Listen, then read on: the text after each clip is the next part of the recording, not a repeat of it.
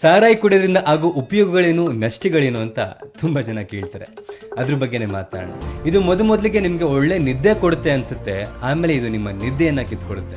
ಮೊದಲು ಇದು ಚೆನ್ನಾಗಿ ಊಟ ಸೇರಿಸುತ್ತೆ ಅನ್ಸುತ್ತೆ, ಆಮೇಲೆ ಊಟವನ್ನು ಕೂಡ ಕಕ್ಕಿಸ್ಬಿಡುತ್ತೆ, ಆಮೇಲೆ ಊಟಕ್ಕಿರುವಂತ ಒಂದಷ್ಟು ಜಾಗನೂ ಸಾರಾಯಿನೇ ತಗೊಂಡ್ಬಿಡುತ್ತೆ. ಮೊದಲು ಇದಕ್ಕೇನು ಹೆಚ್ಚು ಖರ್ಚಾಗಲ್ಲ ಅನ್ಸುತ್ತೆ, ಆದ್ರೆ ಹೋಗ್ತಾ ಹೋಗ್ತಾ ಇದು ಮನೆ ಮಟ್ಟಗಳನ್ನೇ ಮಾರಿಸ್ಬಿಡುತ್ತೆ. ಕೂತ್ಕೊಂಡು ಕುಡಿಯೋಕೆ 4 ಜನ ಫ್ರೆಂಡ್ಸ್ ಅಂತ ಸಿಗ್ತಾರೆ, ಆದ್ರೆ ನಿಮಗೆ ತುಂಬಾ ಪ್ರೀತಿಸುವಂತ ನಿಮ್ಮ ಮನೆಯವ್ರನ್ನೇ ದೂರ ಮಾಡುತ್ತೆ. ತುಂಬಾ ಜನ ಸಾರಾಯಿನ ಪರಮಾತ್ಮ ಅಂತಾರೆ, ಆದ್ರೆ ನಿಜ ಹೇಳ್ಬೇಕು ಅಂದ್ರೆ ಮನುಷ್ಯ ಸಾಕುವಂತ ಕ್ರೂರ ರಾಕ್ಷಸ.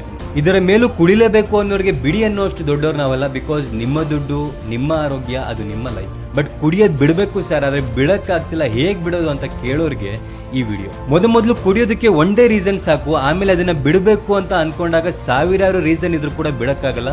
Because addict ಆಗ್ಬಿಟ್ಟಿರ್ತೀರ. ಯಾವಾಗ ಒಬ್ಬ ವ್ಯಕ್ತಿ ಸ್ಮೋಕಿಂಗಿಗೆ ಅಥವಾ ಕುಡಿಯೋದಕ್ಕೆ ಅಡಿಕ್ಟ್ ಆಗ್ತಾನೋ, ಅವನ ದೇಹದಲ್ಲಿರುವಂತಹ ನಿಕೋಟಿನಮೈನ್, ಅಡಿನೈನ್ ಡೈನ್ಯೂಕ್ಲಿಯೋಟೈಡ್ ಅನ್ನುವಂತ ಒಂದು ಅಂಶ ಕಡಿಮೆ ಆಗುತ್ತೆ. ಆಗ ನಮ್ಮ ದೇಹ ಸರಿಯಾಗಿ ಕೆಲಸ ಮಾಡಬೇಕು, ಆಕ್ಟಿವ್ ಆಗಿರ್ಬೇಕು ಅಂದ್ರೆ ನಮಗೆ ಎಣ್ಣೆ ಬೇಕೇ ಬೇಕು ಅಥವಾ ಸ್ಮೋಕಿಂಗ್ ಬೇಕೇ ಬೇಕು ಅಂತ ಅಡಿಕ್ಟ್ ಆಗ್ಬಿಟ್ಟಿರ್ತೀವಿ. ಅದಕ್ಕೆ ಈ ಅಂಶವನ್ನ ನಮ್ಮ ದೇಹಕ್ಕೆ ಕೊಟ್ಟು NAD ಥೆರಪಿ ಅಂತ ಮಾಡ್ತಾರೆ, ನಿಧಾನವಾಗಿ ಆ ಚಟವನ್ನ ಬಿಡಿಸ್ತಾರೆ. ಸೊ ಹಾಗಾಗಿ ನಿಮ್ಮ ಹತ್ತಿರದ ಜಿಲ್ಲಾಸ್ಪತ್ರೆಯ ಡಿ ಅಡಿಕ್ಷನ್ ಸೆಂಟರ್ಗೆ ನೀವು ಒಂದ್ಸಲಿ ಭೇಟಿ ಕೊಡಿ. ಎಲ್ಲೂ ಗೊತ್ತಾಗಿಲ್ಲ ಅಂದ್ರೆ ನಮ್ಮ ಬೆಂಗಳೂರಿನ ನಿಮ್ಮಾನ್ಸ್ ಹಾಸ್ಪಿಟಲ್ನ ಡಿ ಅಡಿಕ್ಷನ್ ಸೆಂಟರ್ಗೆ ಭೇಟಿ ಕೊಡಿ. ನಿಮಗೆ ಗೊತ್ತಿರೋರ ಪೈಕಿ ಯಾರು ಕುಡಿತದ ಚಟವನ್ನ ಬಿಡಬೇಕು ಅಂತಿದ್ದಾರೋ ಅವ್ರಿಗೆ ವಿಡಿಯೋನ ಶೇರ್ ಮಾಡಿ.